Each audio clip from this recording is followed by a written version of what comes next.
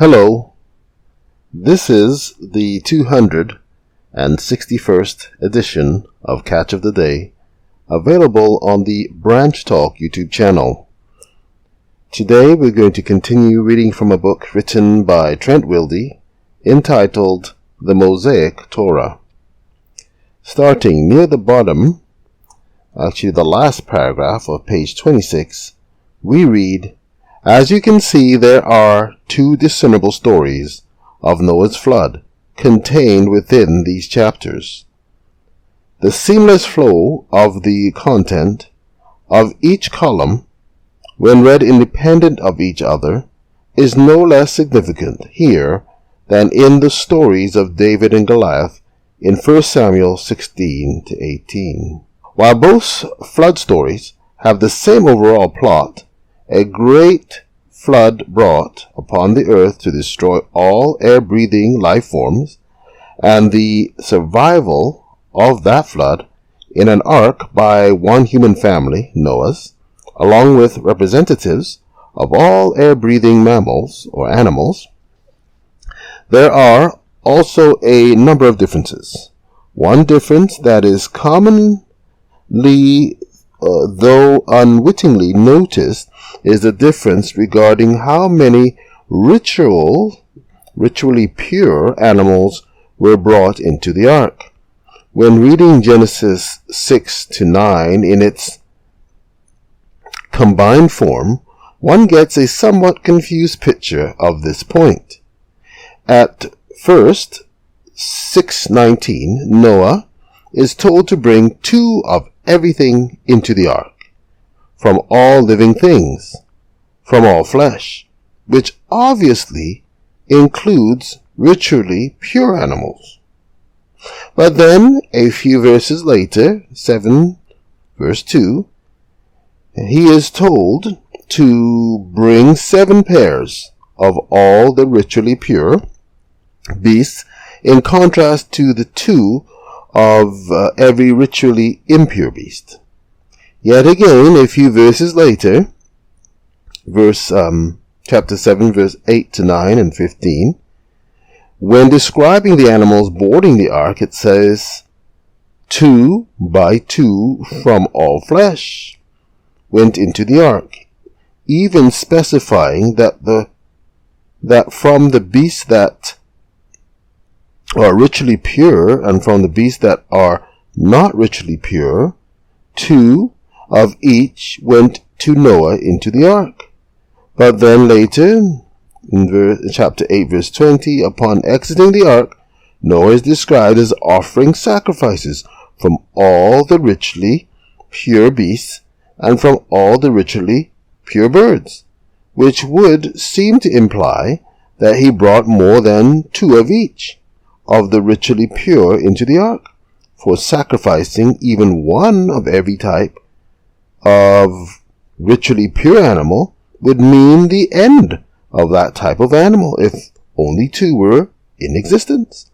So some verses in these chapters imply and even state that 7 pairs of ritually pure animals were brought in the ark, while other verses imply and even state that only 2 of every ritually pure animal were brought into the ark.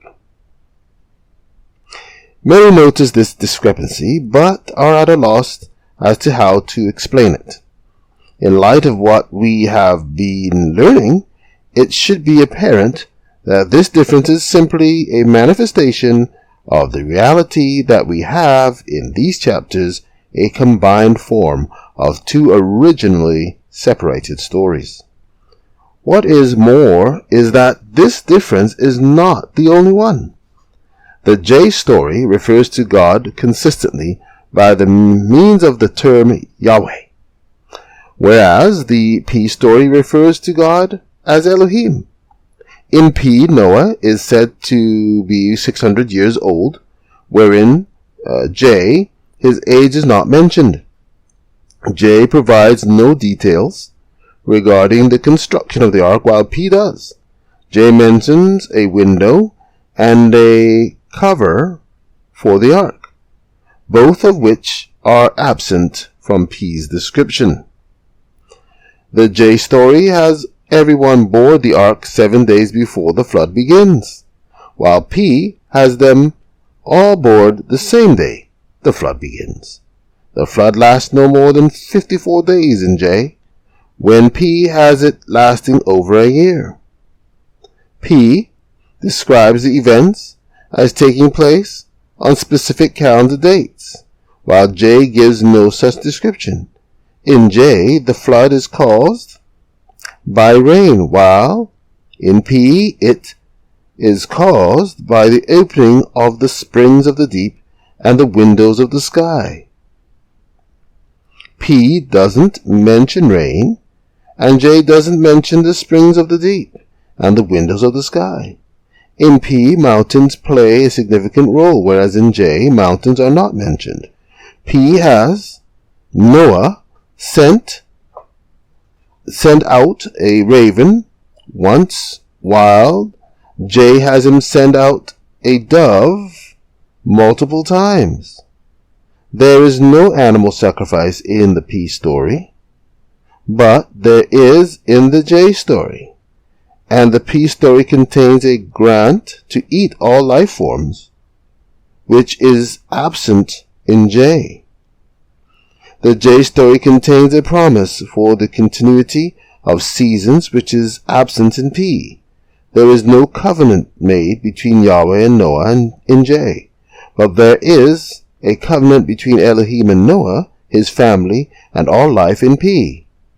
J has no bow in the cloud, while it is present in the P story. These are some of the differences between our two stories, though there are more. Recognizing them should help us to see that they really are two different stories written by two different individuals with different perspectives whose writings have been mosaically combined together. Israel's escape from the Egyptians, Exodus 13, verse 21, and goes all the way to chapter 14, 31. J, 5, verse 2. And Pharaoh said, Who is Yahweh, that I should listen to his voice, to send out Israel? I do not know Yahweh, further I will not send out Israel. But the children of Israel went out from Egypt, prepared for battle. E, 12:31. And he said, Get up, go out from the midst of my people, both you and the children of Israel. And it was when Pharaoh let the people go, that Elohim did not lead them by way of the land of the Philistines, but Elohim turned the people by way of the wilderness. P, 12:41. And it was at the end of the 430 years, in that very day, that all of Yahweh's hosts went out from the land of Egypt. Footnotes 32. While virtually all experts agree that this passage is a combination of J, E, and P, there is some debate over the attribution of certain phrases to one source or another. Thus, we have included explanations for some of the attributions in the footnotes. 33. The verses herein at the beginning of each column have been included to give some of the preceding context for each source. 34. Most scholars attribute 13:18b to E, presumably because the surrounding verses are E. This said, E is the least likely to describe Israel exiting Egypt, prepared for battle, since it is E which says they left with Pharaoh's permission. J is a better fit since it has Israel flee Egypt, chapter 14, verse 5a. Hence there's need to be prepared for battle. Additionally, 13:18b fills a substantial gap in J between 5, verse 2 and 13, verse 21. 35, Pharaoh in context. Take care.